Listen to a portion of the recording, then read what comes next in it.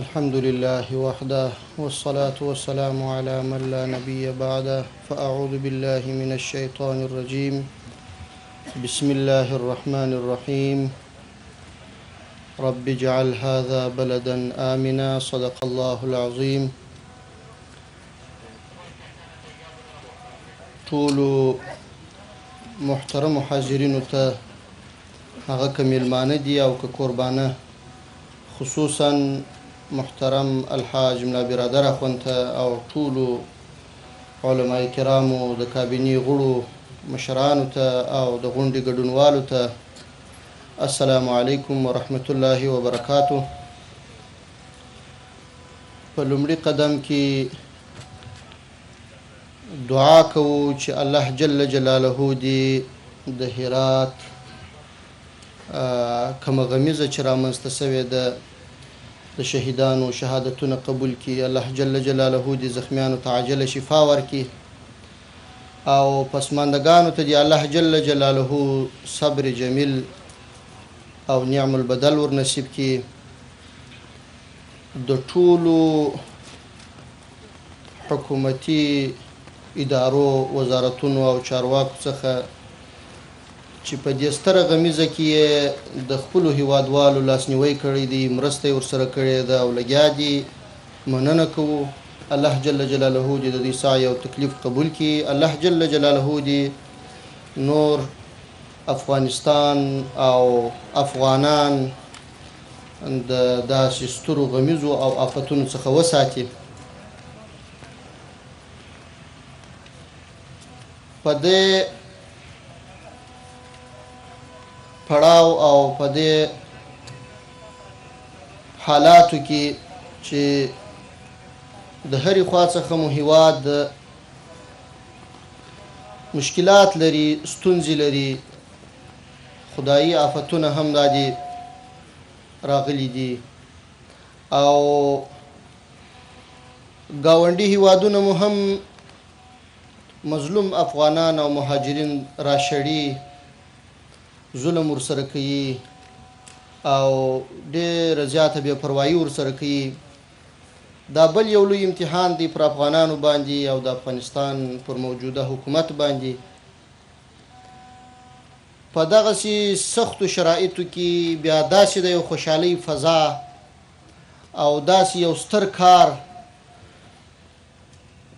دا هم الحمدلله چې زموږ او ستاسې پر ښه فعالیت، ښه مدیریت او ښه عزم او ښه نیت باندې دلالت کوي چې په دومره ضیقو حالاتو کې موږ او تاسې حوصله د لاسه نه ده ورکړې او کوشش مو کړی دی چې خپلو هیوادوالو ته په هر کم سختو شرایطو کې د دوی پر شونډو مسکا راولو او خوشحاله یې ووینو.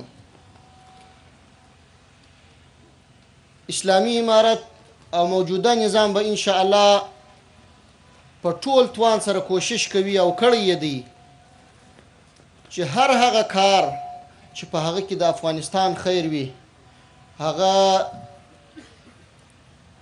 د افغانانو لپاره په خیر، په ګټه وي او په نفع وي، هغه به انجاموي او ترسره کوي به یې. تر خپل توان بلوړ کارونه انشاءالله تعالی کوو. لکه دغه د کوشتېپې چې کوم کانال دی، تاسو یې وینئ چې لومړی پړاو یې بشپړ سوی دی او دوهم پړاو یې شروع کیږي.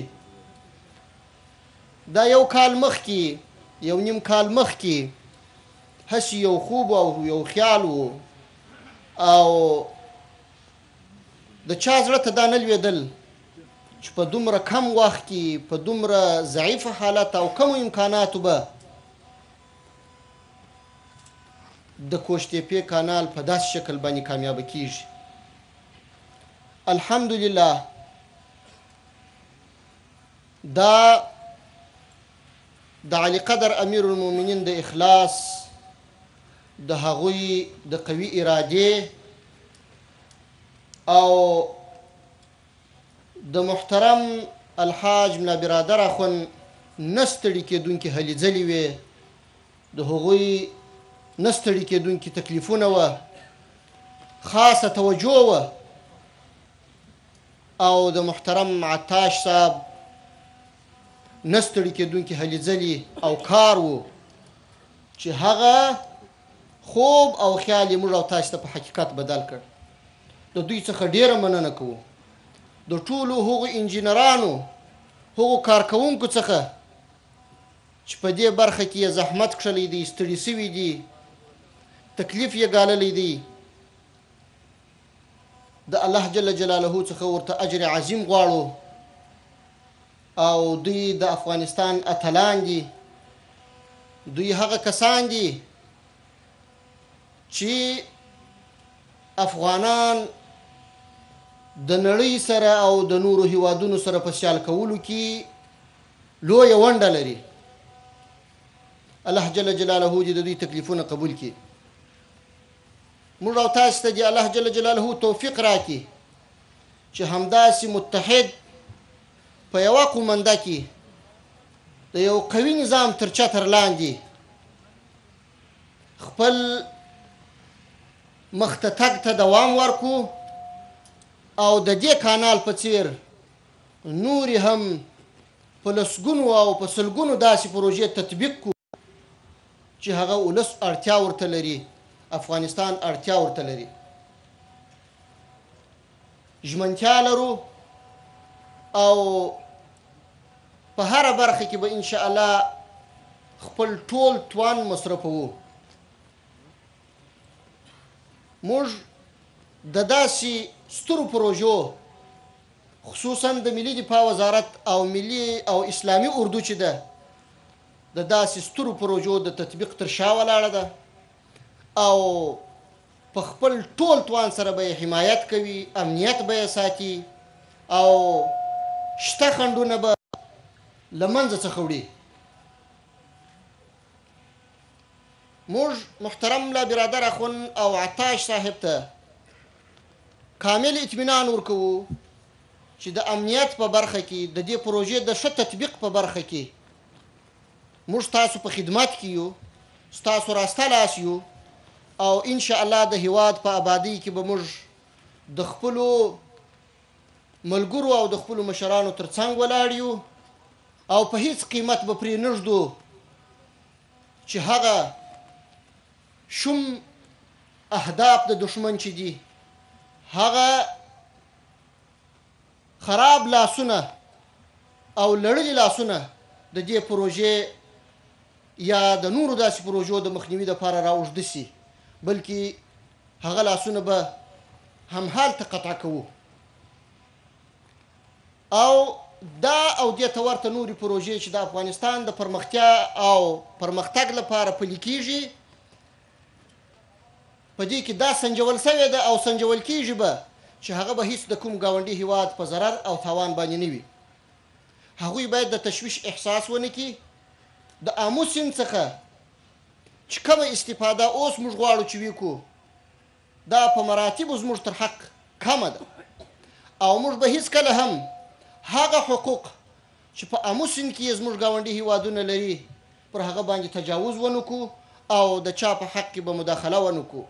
خو په عین حال کې غواړو چې خپل حق ترلاسه کړو، او په دې کې څوک راته خنډ جوړ نه کړي. الله تعالی دې افغانان او ټول مسلمانان ښېرازه، سوکاله او خوشحاله ولري.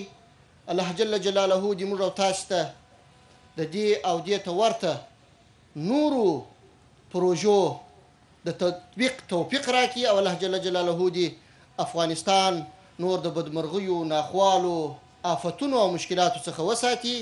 یو ځل بیا د ټولو هغو کارکوونکو څخه چې په دې برخه کې یې کار کړی دی، خدمت یې کړی دی، هڅه یې کړې ده، تکلیف یې کړی دی، شپه ورځ یې پر ځان یې وکړې ده، مننه کوو. موږ مو منندوی یو. الله جل جلاله دې ستاسو سعی او تکلیف قبول کړي. الله مو وساته. السلام علیکم ورحمة الله وبرکاته.